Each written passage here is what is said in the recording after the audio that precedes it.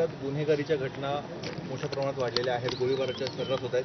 आजही भाजपचे एक नगरसेवक होते चाळीसगावचे, त्यांचा आज मृत्यू झालेला आहे. माजी नगरसेवक. असं आहे की ज्या काही घटना घडलेल्या आहेत या व्यक्तिगत वैमनस्यातनं घडलेल्या घटना आहेत. त्या घटना गंभीरच आहेत, त्याची गंभीरता मी नाकारत नाही, पण व्यक्तिगत वैमनस्यातनं घडलेल्या या घटना आहेत.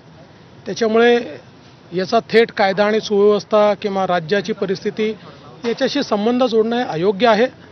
प्रत्येक ज्या काही 2-3 घटना आहेत त्याच्या पाठीमागे काही वैयक्तिक कारणं आहेत, त्यांचे वैयक्तिक एकमेकाशी हेवेदावे आहेत, त्यांची काही भांडणं आहेत, त्यांचे काही व्यवहार आहेत आणि त्यामुळे त्याही बाबतीत आम्ही जी काही कारवाई करायची आहे ती कडक कारवाई करतो. घोसाळकर प्रकरणामध्ये एका पक्षाचा महिला किंवा पुरुष प्रवक्त्याचा हात आहे, याची निष्पक्ष चौकशी करावी अशी मागणी विजय वडेट्टीवार यांनी. विजय वडेट्टीवारांना तसं काही फार माहिती नसतं, ते अशा काहीतरी सनसनाटी गोष्टी बोलत असतात.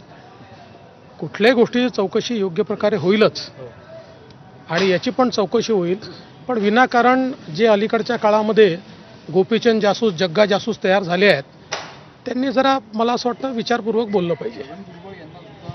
काल एक धमकीचं पत्र आलेलं आहे, त्यांनी अशी मागणी केली की या संदर्भात सरकारनं काय. असं आहे की छगन भुजबळजी यांना आम्ही सिक्युरिटी दिलेली आहे.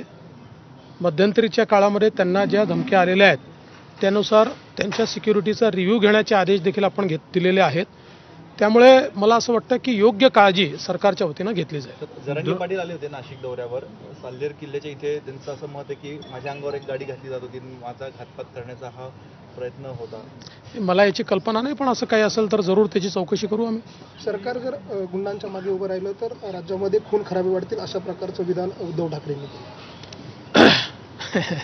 बघा, पहिल्यांदा तर मला असं वाटतं की म्हणजे आता त्यांची जी भाषा आणि त्यांचे जे शब्द आहेत ते पाहिल्यानंतर आता माझं ठाम मत झालेलं आहे की उद्धवजींच्या डोक्यावर परिणाम झाला आहे. त्यामुळे मी आता एवढंच बोलीन, गेट वेल सून. याच्या पलीकडे मी त्यांच्या कुठल्याही गोष्टीवर प्रतिक्रिया देणार नाही. मी त्यांना एवढेच ईश्वराला प्रार्थना करेल आणि त्यांना म्हणेल, उद्धवजी गेट वेल सून. ते गृहमंत्र्यांना मनोरुग्ण get well soon, get well soon. Thank you.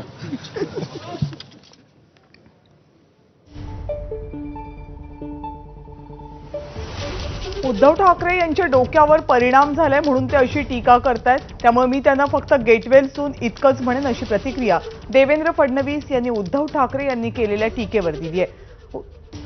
राज्याला मनोरुग्ण गृहमंत्री लाभलाय अशी टीका उद्धव ठाकरे यांनी केली होती आणि त्यावर प्रत्युत्तर दिले देवेंद्र फडणवीस यांनी.